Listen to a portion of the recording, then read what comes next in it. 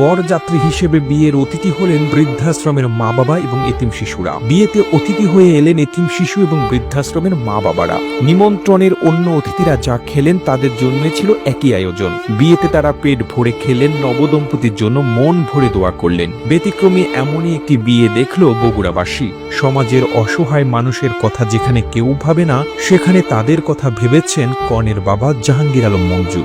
তার ভালোবাসায় জন্ম নিল মানবিকতার এক নতুন গল্প। এই বিয়েতে সোনালী রঙের কার্ড ছিল না, ছিল আতিথেয়তার কোমল হাত, ছিল না চকচকে গয়নাগাটি, কিন্তু ছিল মন ছুঁয়ে যাওয়া হাসিমুখ। আনন্দের চেয়েও গভীর ছিল এই অর্থ, মানুষ হয়ে মানুষের পাশে দাঁড়ানো। সাধারণত বিয়ের কথা উঠলে চোখের সামনে ভেসে ওঠে আতশবাজির ঝলকানি, মিষ্টির পাহাড়, আত্মীয় স্বজনের কোলাহল আর সাজ সাজ রব। কিন্তু বগুড়ার সাবগ্রামের চক আলম গ্রামে ঘটল এক ব্যতিক্রমী ভালোবাসায় মোড়ানো, হৃদয়ে লেখা বিয়ের গল্প।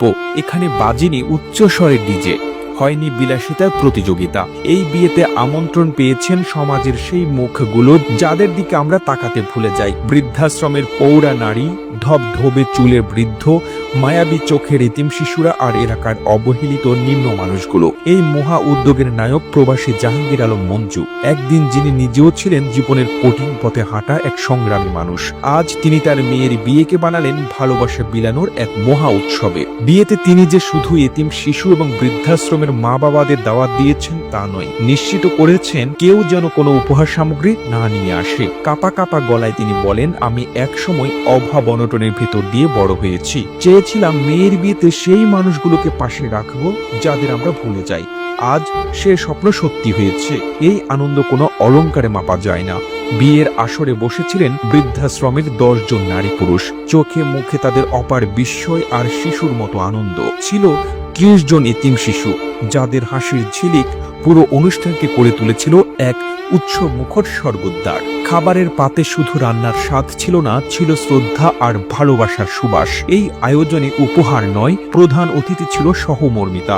আগেই জানিয়ে দেওয়া হয়েছিল এই বিয়েতে কোনো উপহার নয়, প্রিয় অতিথির হৃদয় ভরা উপস্থিতি হবে সবচেয়ে বড় প্রাপ্য।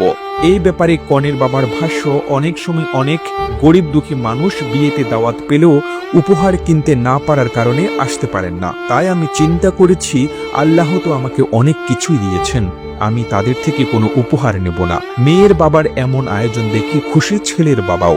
বলছেন তার বেয়াই উদার মন মানসিকতার পরিচয় দিয়েছেন। বর পক্ষের লোকজন, জনপ্রতিনিধি, প্রতিবেশীরা সকলেই এই আয়োজন দেখে অভিভূত। বর হাসিবুর রহমান হাসিব বলেন, মানবিকতার এমন উদাহরণ সত্যি বিরল।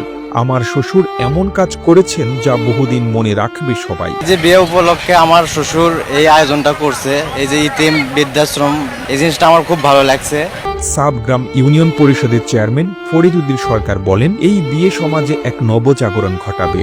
আমাদের পারিবারিক অনুষ্ঠানগুলো যদি এমন মানবিক বার্তা দেয়, তবে সমাজ আরো সুন্দর, আরো আলোকিত হবে। চক আলম গ্রামের আকাশ যেন একটু বেশি নীল ছিল সেই দিন। পুষ্প বৃষ্টিতে নয়, ভালোবাসার সিক্ততায় জেগে উঠেছিল নবদম্পতির নতুন জীবনের সূর্য।